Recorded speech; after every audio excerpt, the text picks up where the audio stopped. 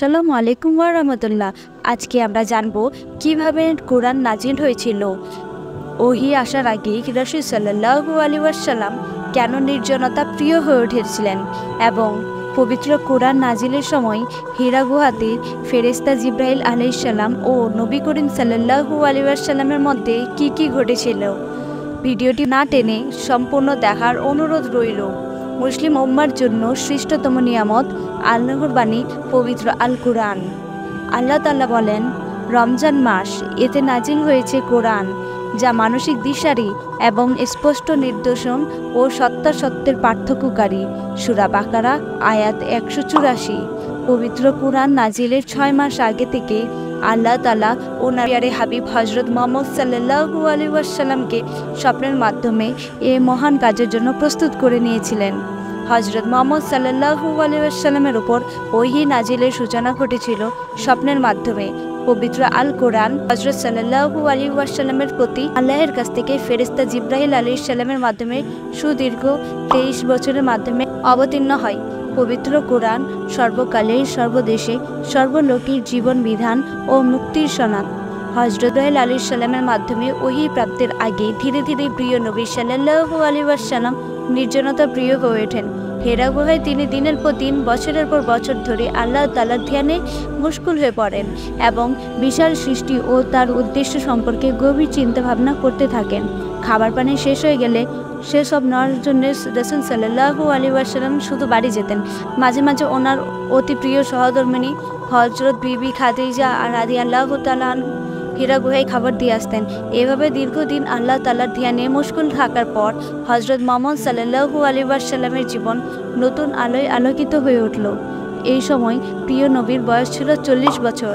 রমজান মাস, শবে কদর 610 খ্রিস্টাব্দ। সেই সময় জিবরাইল আলাইহিস সালাম হযরত মুহাম্মদ সাল্লাল্লাহু আলাইহি ওয়াসাল্লামের কাছে এসে গভীর কণ্ঠে প্রিয় নবীকে বললেন, ইকরা, অর্থাৎ পড়ুন।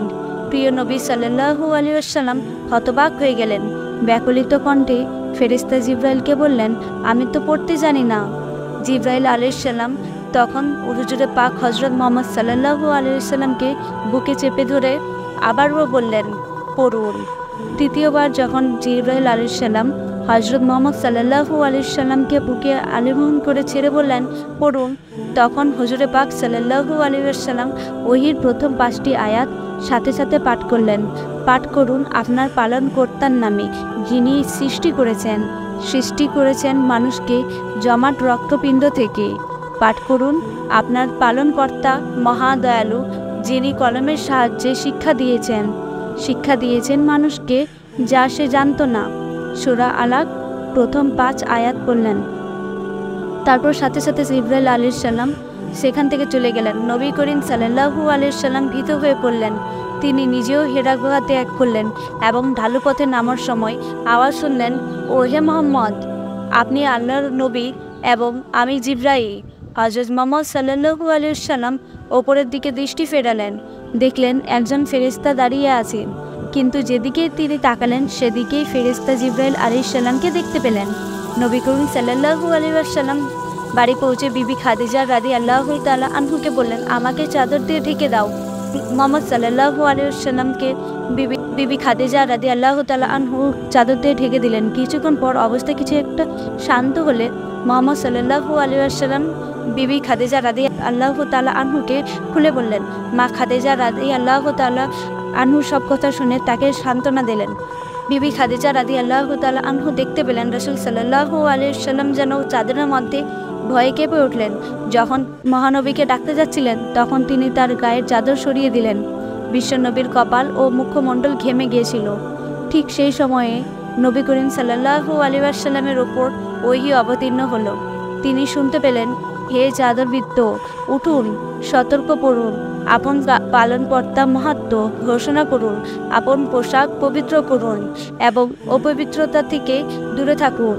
সূরা আল মুদ্দাসির 1-5। এরপর যথারীতি রাসূল সাল্লাল্লাহু আলাইহি ওয়াসাল্লামের উপরে ওহী নাজিল হতে লাগলো।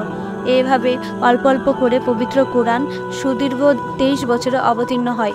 প্রিয় দর্শক, এই হলো পবিত্র কোরআন নাজিলের সংক্ষিপ্ত ইতিহাস। ভিডিওটি ভালো লাগলে অবশ্যই লাইক, কমেন্ট এবং সাবস্ক্রাইব করে যাবেন। আপনাদের একটি লাইক কমেন্ট আমাদের ভিডিও বানাতে আরও উৎসাহ জাগায়। ধন্যবাদ সবাইকে।